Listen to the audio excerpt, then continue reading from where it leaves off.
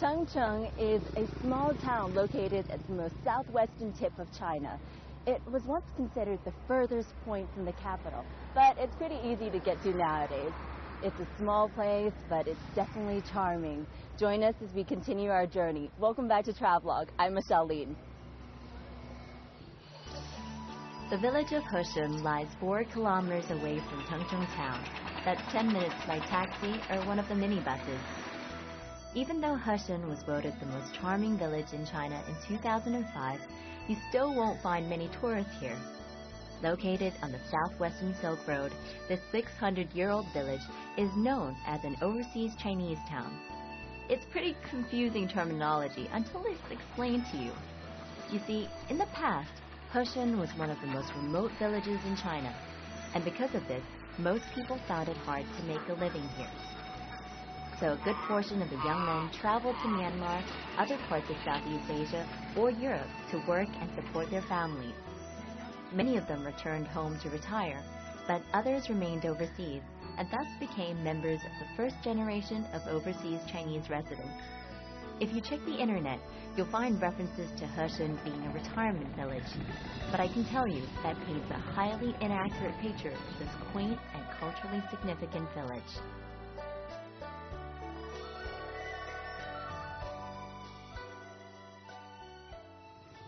Before I came, I read a little online about this town called Heshun, and I thought it might be quite an interesting visit because in 2005, it won the most charmed town across China. And that's not a small award because there are a lot more famous towns in the north of China, such as Xitang or Zhouzhang. But why did Heshun win this award? It's lesser known, it's smaller, maybe it's a little more quaint, but I'm going to go and see and find out.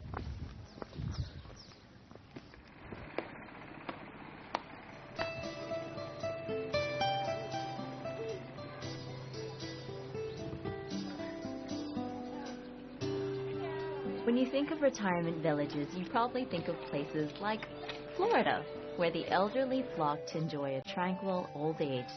But that's not Heshun. It's quiet, yes, and it's a great place to relax, but it's by no means just for the elderly. It's somewhere that has placed great emphasis on maintaining its own history and culture, as well as its past influence from Southeast Asia and Europe. Even though Heshun is quite well known in China, there's very little mention of it overseas. Yet, much of the village's upkeep is paid for by its overseas residents who may not have returned home in a while, but who are still keen to see its culture and beauty maintained. One of the village's main attractions and its pride is the local library, which was listed as a provincial cultural relic in China in 1980.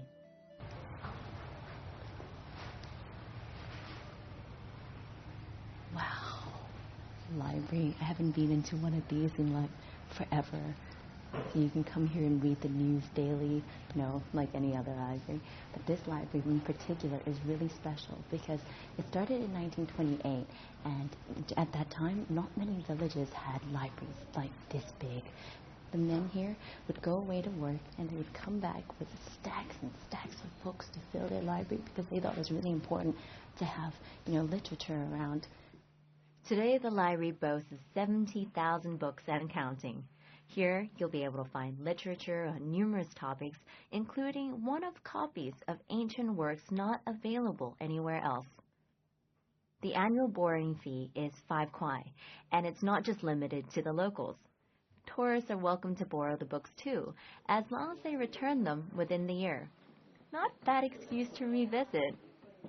In rural China, villages often have little time or opportunity for reading. But here in Heshun, they are firm believers in building up their knowledge. So it's common to find people reading or surfing the internet after work. It's no surprise to find that the village is home to some of the most renowned scholars in China's history, the most famous being Ai Siqi, a philosopher who has been a major influence in China since the mid-1930s. The porous volcanic rock used for the structures was fitted with the same care that has been taken to preserve the village's history. You'll find that many of Heshun's pathways are studded with volcanic cobblestones. These paths link the 1,300 homes here, most of which were built during the Qing dynasty over 300 years ago. See, this wall here, it's made from rock from the volcanoes because in Hushen village, there are a ton of volcanoes surrounding the area. So the locals have used the stone to build their homes and buildings. And you see the natural formation of the rock, and it's really beautiful. And what they do to build them is they just cut out the stone and stick them in. They don't use sealants, no cement, and it lasts too because this wall here is over 100 years old.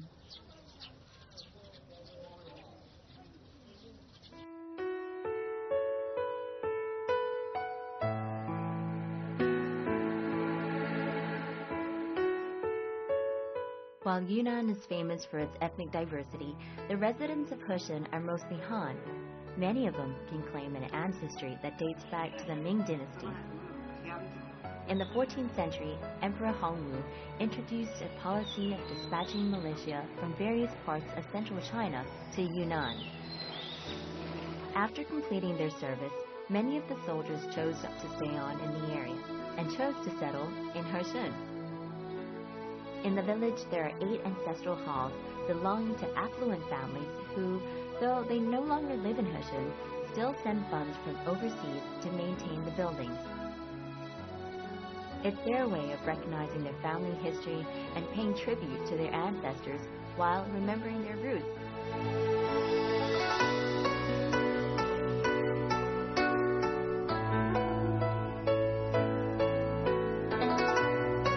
Since most of the families involved are Han, you'll find that the buildings reflect a northern Chinese architectural style, although there is a slight Southeast Asian influence.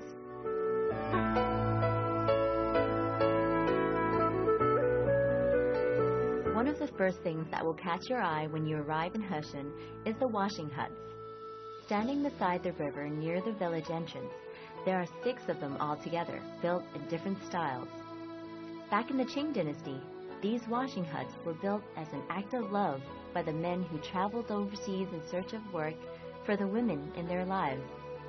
The huts were places where the women could wash their clothing in the river, sheltered from the sun and rain. They were built near the village entrance so that the women would be able to see the men when they eventually returned home from overseas.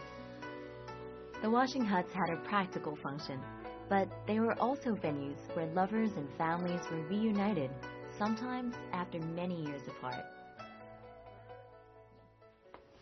Chengdu is really famous for making rice calligraphy paper, but if you come to Hushen, you can see it made in the traditional manner. Cool.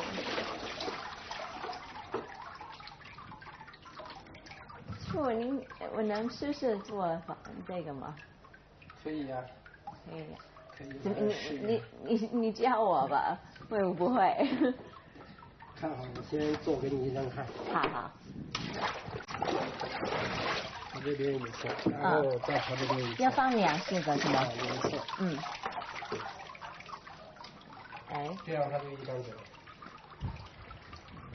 然后把它反扣到这边来，这边就多一张纸。啊。这样一张纸就放完全。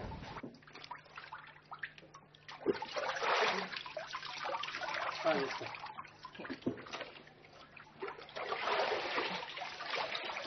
I think I'm kind of hopeless at this. Sure. He's just said that I just bought the paper again, so 我觉得我给你做吧。It may look easy, but the untrained hand probably won't be able to transform pulp into paper quite as easily as my current mentor. He's been doing this for more than 10 years, and while it's second nature to him, it's proven a lot more difficult for me. So I think I'll just leave it to the experts and feed my shopping habit instead. Few people have much use for calligraphy paper these days, but handmade paper is always a good souvenir or present. I think knowing how much effort goes into producing a sheet of paper makes it that bit more special.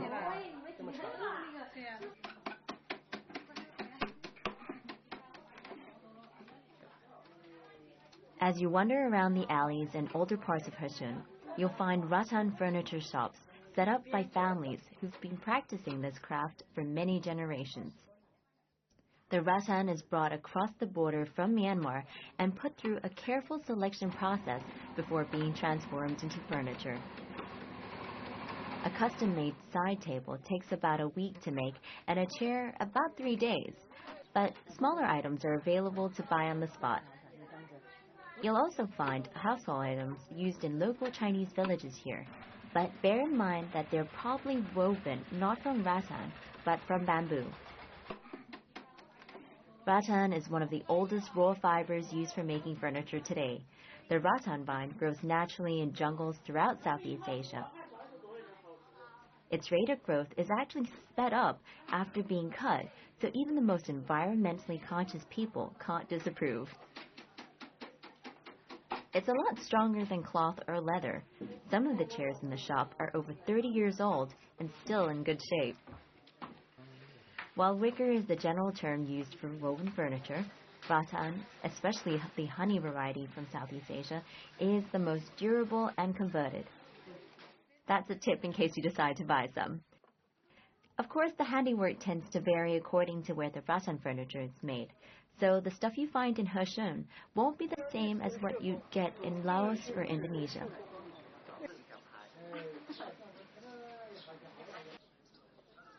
The Yunnan-Burma Anti-Japanese War Museum is the first non-governmental museum highlighting Second World War history along the Sino-Myanmar border. It commemorates the combined efforts made by the Chinese military and the Allied forces against the Japanese. Opened in July 2005, the museum is located in what used to be the headquarters of the 20th Army Group of the Chinese Expeditionary Force. A great deal of renovation work was done to make it look like the old headquarters. The Flying Tigers were the first American volunteers to assist the Chinese Air Force. They helped defend the Chinese people in some of the bloodiest battles that occurred in the Tongchong area from 1942 to 1944. You'll find the remains of some of their planes at the museum, as well as other memorabilia left over from the war. Now, some of the documentation is quite disturbing, but it is an important part of Tongchong's history, and the museum is a must-see. It's interesting to know that the new airport in Tongchong is named Hump Airport, and the road to the airport, Flying Tigers Road, in commemoration of the air route that made such a vital contribution to victory over the Japanese, and of the American pilots who flew along it.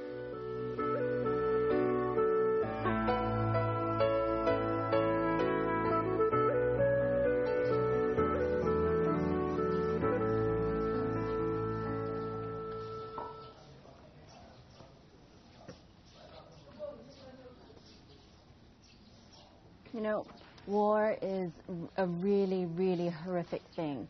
But even in spite of all the tragedy and, you know, all the grief, beautiful stories can come out of it. See, for example, with this. During the war, an American soldier carved out 2 doves on a bullet shell. You'll see the original in the museum, but the villages have made a large version so that they can come here and be reminded of all the bad things that have happened and how they've overcome it and how there's peace now.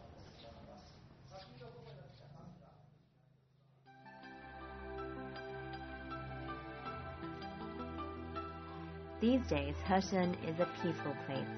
Heshun, in fact, means peace and harmony.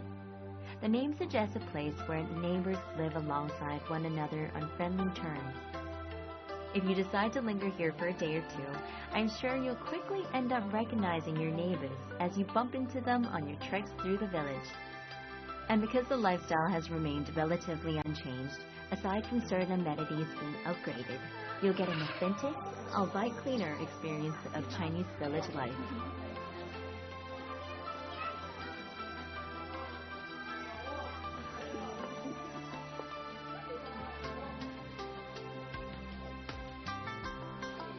Nowadays, many of the villages have taken to converting their homes into bed and breakfast.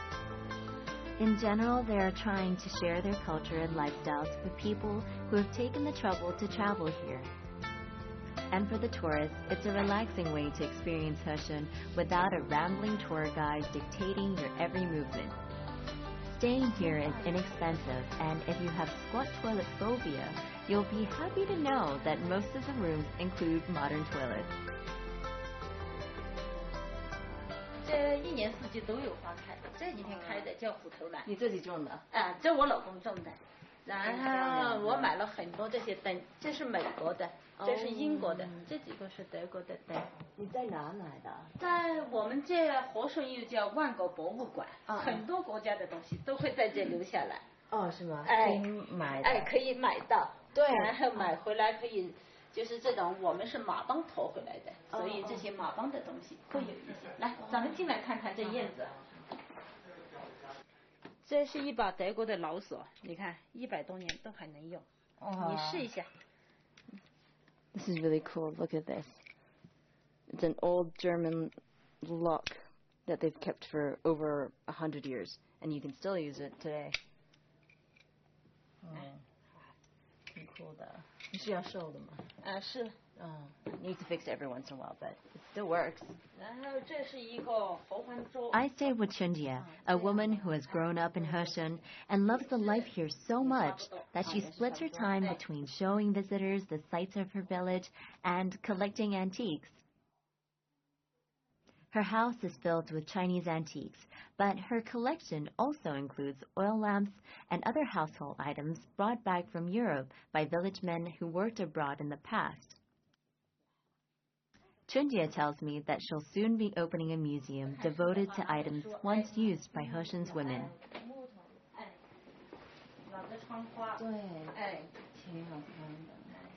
这桌子可以打开，就是一打开的话，也就像一个吧台一样，要喝酒。要这样的话很简单，这样就打开。把这板凳拿过来，来，你坐着试试，舒不舒服？ If I want to have a drink, this is what I'm going to be sitting. 不用了，哦，谢谢谢谢。不用谢。You can sit here, sip your tea, you know, drink a beer. 这是红茶。Take down a couple shots. 哦，谢谢。那这样很好。Red tea. Cheers. We arrived just in time to help prepare for Duanwu Festival, which you probably know as Dragon Boat Festival. Chundia had decided to make rice dumplings for her guests. So if you plan your visit for around the same time next year, she'll probably teach you how to make them too.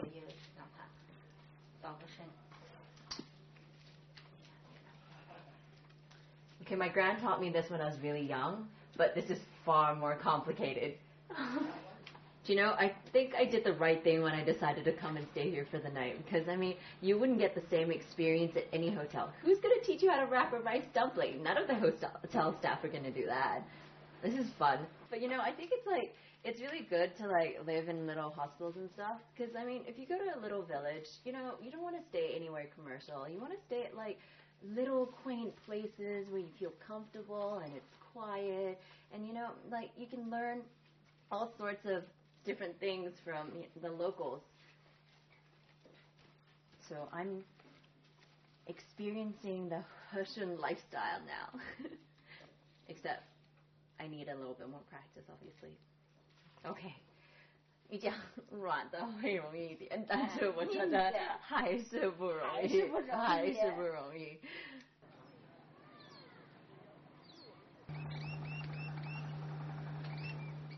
I'm not an early bird by nature, but mornings in Heshen are so beautiful that they're well worth getting up for.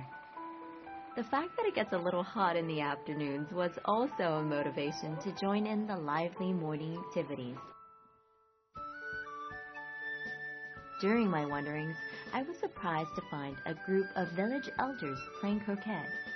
While it wouldn't have been out of place in Paris, this is the first time I've ever actually seen it played in China. It made me realize that the men who worked overseas didn't just bring back material goods with them. They also brought home what was considered the popular culture of the day. It's no wonder they call Heshen the town of overseas Chinese. The men who left this place were among the first expatriates from China.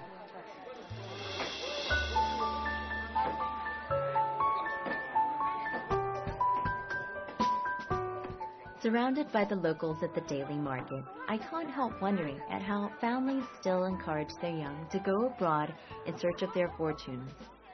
This pioneering spirit is an inspiration. While most mothers would prefer their children to stay at home, the young here are taught to embrace and experience a life that's not part of their own culture. In the past, the motivation was financial. Nowadays, it's in their spirit. I have to confess that I love markets. Markets are the places where you can really get a feel for the local life. In Heshen's market, you'll find tropical fruits from Yunnan and Myanmar. Now, I grew up with mango trees in my yard, but they sell the best mangoes here. So if you visit, try them. The market sells food and various knickknacks that you may or may not need for your home. But it's the experience that makes the market so exciting. The locals usually get to the market before 10 a.m., so make sure you're up early and join them. And maybe if you get lucky, you'll pick up a few local recipes like I did.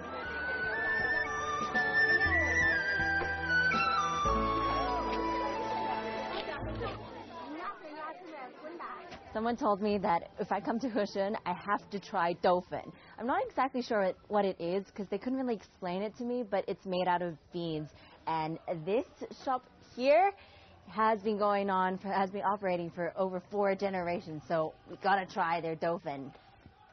好吃是吗？云南有很多小吃，但是豆粉就是主要的，每个地方都很多，每个地方的调料不一样。是你的家是有什么不一样的？我家的一个调料，还有那个豆粉口感比较细腻润滑，还有这个调料是当天做，都比较新鲜的。Soy sauce, chili. 辣椒有，这是我家特制香料。哦，有special sauce, secret sauce. 有5种香料以上的，这是很有特色的当地香料。麻油。麻油 ，OK. 香菜。蒜泥。Coriander or parsley, garlic. 还有香水，就专门配豆粉。The family has been making dolphin for 4 generations. The girl's grandmother is now 80, and she still gets up every morning to help the family make it. It's a must-try if you visit. You'll never taste anything quite like it. The shop might be really small, but it's really kind of cool sitting down here, you know, eating.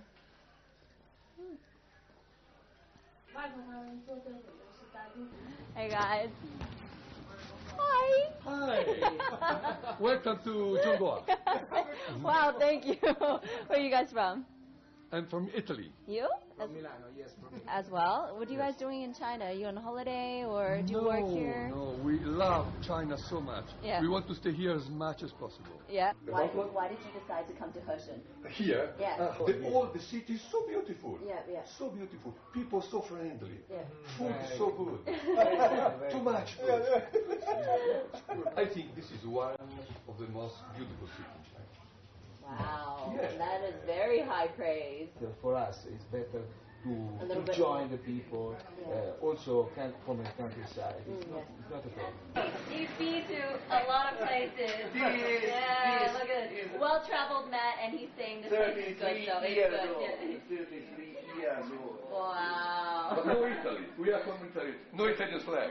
No Italian No taps. You guys are from Italy. No Italian flag. Okay. Where's your national pride? Granted. Anyway, if you are interested in Chinese roots, you must come here. If you are not interested, you stay home. But if you are interested, you come. Good job. As you travel back to Chongqing, you'll realize that it's not just the people in Heshen who enjoy a peaceful and happy life. The lifestyle of the people in Chongqing isn't that different, even if it's in a more urban environment. Perhaps it's in the refreshingly clean air or a result of the amazing weather that you'll find in most parts of Yunnan. But whatever it is, we all need a little of it every once in a while to remind us that life can be fun and isn't always a rat race. This is something the people in Heshen and Chongqing will help you remember. The weather in Yunnan may change very dramatically from moment to moment, but I guarantee your experience won't, because they place a lot of importance in maintaining their lifestyles. It's my first time in Tongsheng, Yunnan, but because Tongsheng has given me such a great impression of this place, I'm pretty sure it won't be my last. Thanks for watching Travelogue. I'm Michelle Lean. I'll see you next time, but in the meantime, keep those bags packed.